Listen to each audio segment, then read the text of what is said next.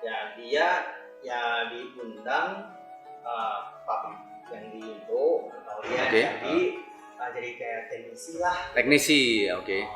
Ya dari waktu itu sih kebanyakan begitu. Hai sahabat Bedante, welcome to Bedante Show. Di sini kamu bisa denger real story tentang profesi, bisnis, dan hobi. Pastinya kamu bakal dapat banyak ide, insight, dan kesempatan dari sharing para inspiring people. So enjoy, Bedante, be fun, be cuan, be inspired. Jangan lupa subscribe.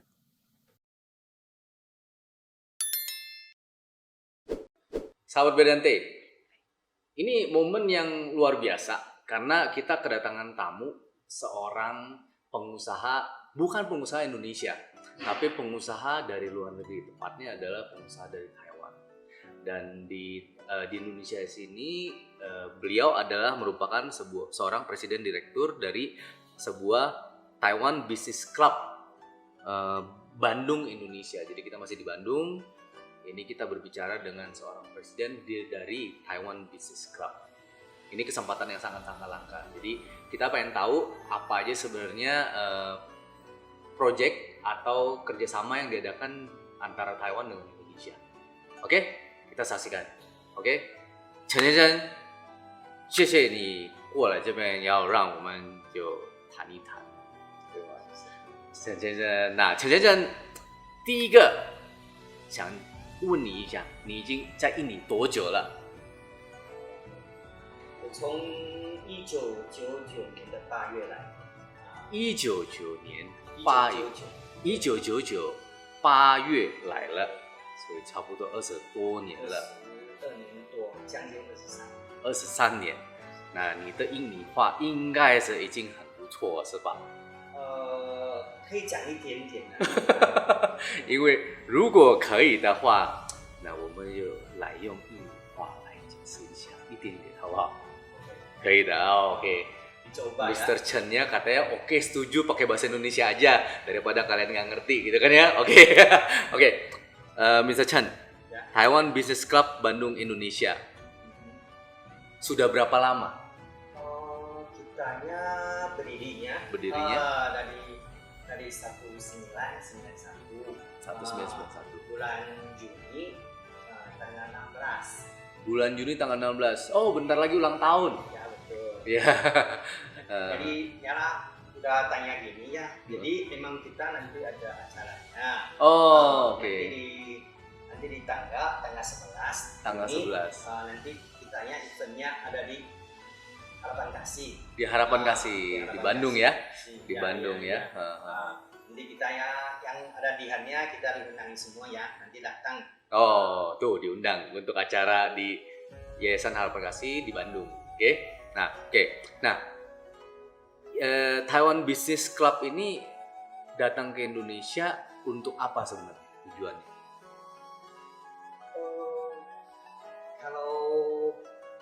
Kalau ya kita sebenarnya kan kita sih perhimpunan ya.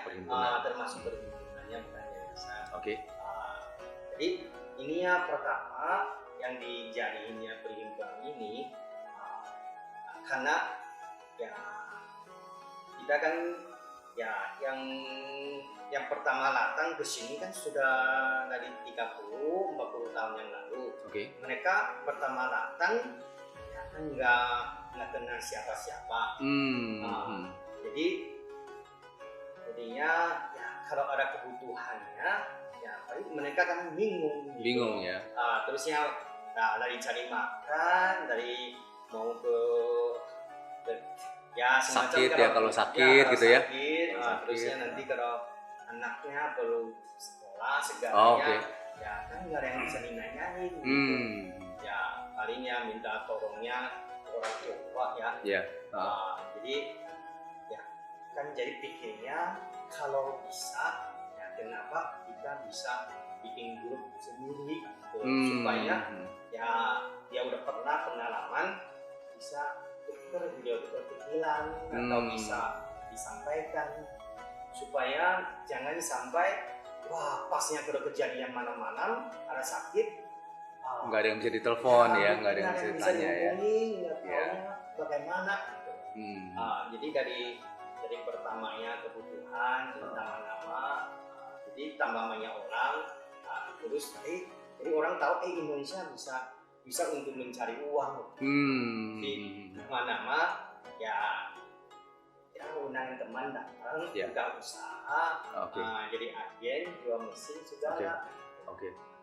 Jadi kembali ke masa lalu dulu, dalam 30-40 tahun sebelum ini ya berarti ya, banyak orang Taiwan datang ke Taiwan dan Korea mah, ya kan, ada datang ke Indonesia, itu mereka sebagai apa? Engineer kah? Kebanyakan sih pertama datang ya kebanyakan sih salesnya ya. Sales untuk menawarkan produk-produk Taiwan ya. Ya gitu. Kedua ya dia ya diundang pabrik yang di Indo atau dia jadi kayak teknisi lah. Teknisi, ya dari waktu itu sih kebanyakan begitu. Kebanyakan jadi berarti satu adalah mereka adalah sales dari perusahaan Taiwan. Di Taiwan mereka punya produk, mereka mau jual ke Indonesia, mereka menawarkan produk-produknya. Yang kedua adalah kalau mereka misalnya produk itu udah dijual di Indonesia, lalu produknya diapain? Karena barang-barang itu kan yang tahu hanyalah mereka, teknisinya. Jadi teknisi itu datang untuk memberikan guideline, supervise supaya mesin-mesin ini bisa jalan. Bener ya Mas Chen ya? Sabutu sejang. Nah, kalau untuk ini berarti setelah ini kan berjalan waktu dan akhirnya banyak orang Taiwan datang ke Indonesia untuk investment ya, buka pabrik ya kan ya. Nah, untuk di Bandung sendiri ini anggotanya sudah berapa? Anggotanya kalau sekarangnya ya kalau sekarang punya catatnya itu anggota ada 498. Tapi sebenarnya ada tinggal di Bandung. Ya paling kalau kita hitung perusahaannya, mungkin sekitar 200-an lah kalau hitung perusahaannya. 200 perusahaan ya? 200-an lah, 200-an perusahaannya. Kalau sama keluarga mungkin 200-500. Secara karena kalau tadi bilangnya kalau namanya jadi anggotanya itu kan dari DA yang lain, DA yang lainnya, ya mereka juga pengen ikut gitu loh. Jadi kita kan juga diterima saja. Tapi kalau yang benar-benar ya anggota yang ada usaha di Bandung ya paling ada sekitar 200 perusahaan ya, 200 kepala keluarga lah ya, 200 orang Taiwan, belum dihitung dari keluarganya yang sudah datang tinggal di Indonesia ya. Nah kita ngomong ke perusahaan, Mr. Chen, ini kan banyak berita-berita di luaran sana bahwa perusahaan asing itu menggunakan hanya orang asing gitu kan, perusahaan Taiwan hanya orang Taiwan di dalam gitu kan. Ternyata, tapi sebenarnya apakah seperti itu aja 100% orang Taiwan atau memang sudah menggunakan tenaga kerja dari Indonesia? Pasti kan nggak mungkin kan buka usaha semua tenaga dari sana. Kalau dari aturan pemerintah itu tinggal izinkan juga. Jadi emang ya makin kesini pasti dah dididik timnya orang pribumi. Orang Indonesia ya. Sekarang coba kita contoh aja ya, kan ada pabrik sepatu yang bisa jadi kalau wilayah Bandung dia paling besar. Kan Peta ya di Banjaran. Peta di Banjaran. Itunya pegawainya sampai 20 ribuan orang ya. 20 ribu orang. Itu tenaganya yang tenaga orang Taiwannya itu hanya 8 atau 7 orang.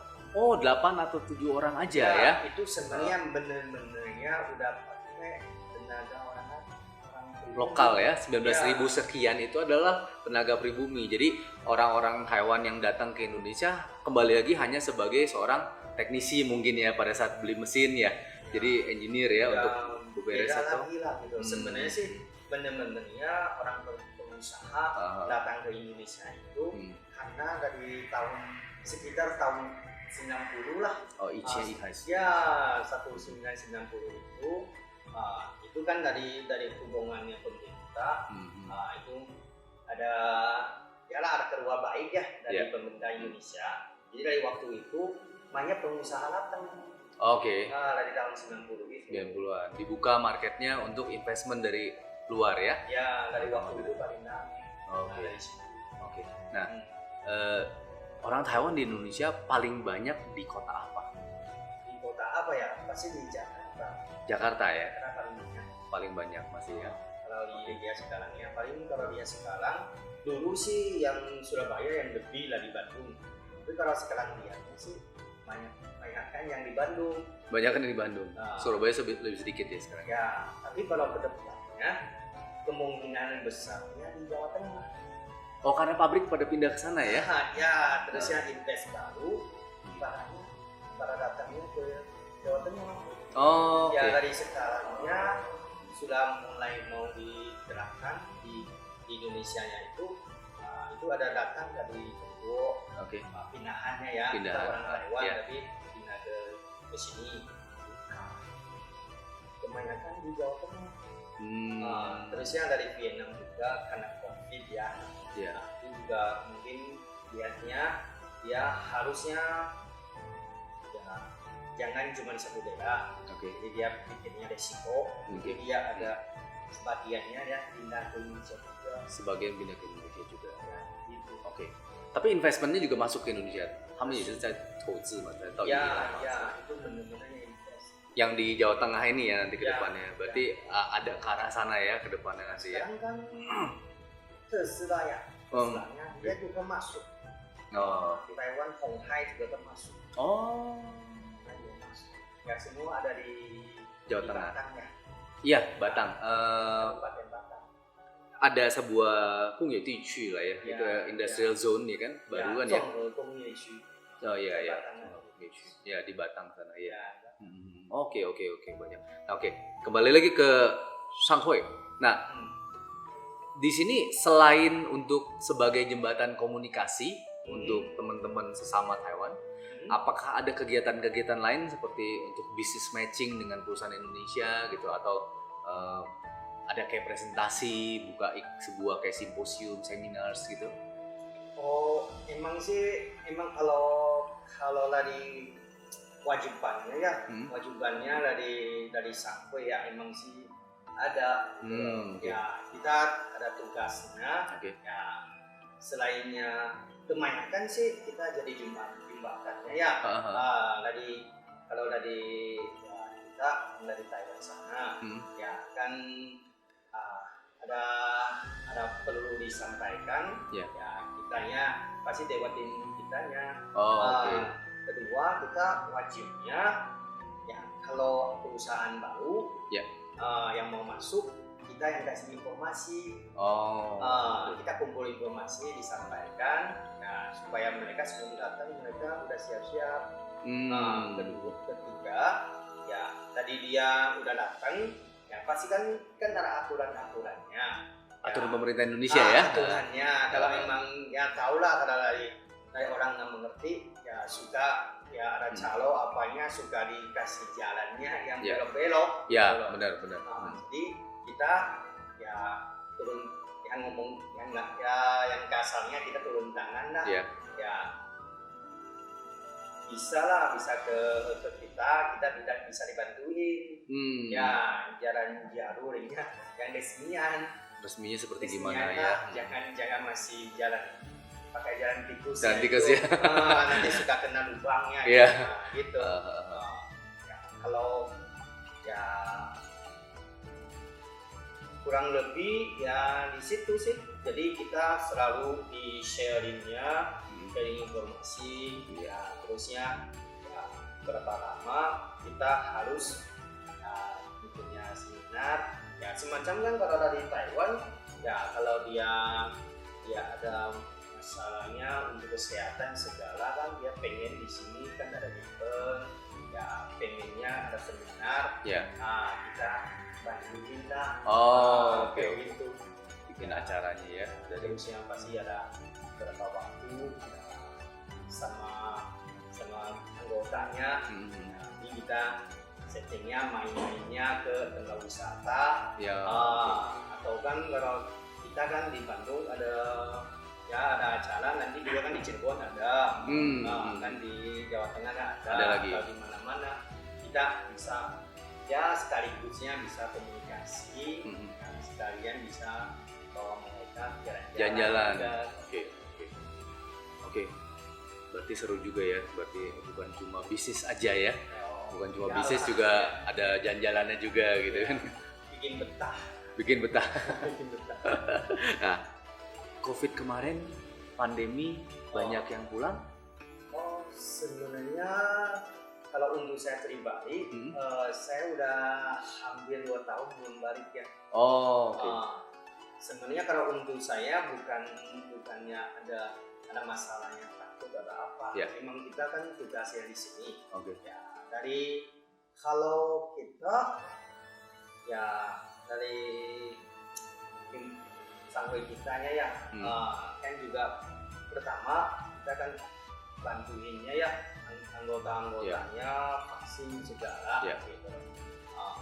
Jadi kan ya jadi dari dulunya waktu laki-laki kan ya sebenarnya emang nggak ada pikirnya rasa takutnya, cuma pikirnya gimana caranya bisa dicepetinnya, bisa semuanya bisa selamat. Ya kan kalau dari COVID ini kan ya sebenarnya orang Taiwan juga ada beberapa orang yang meninggal juga.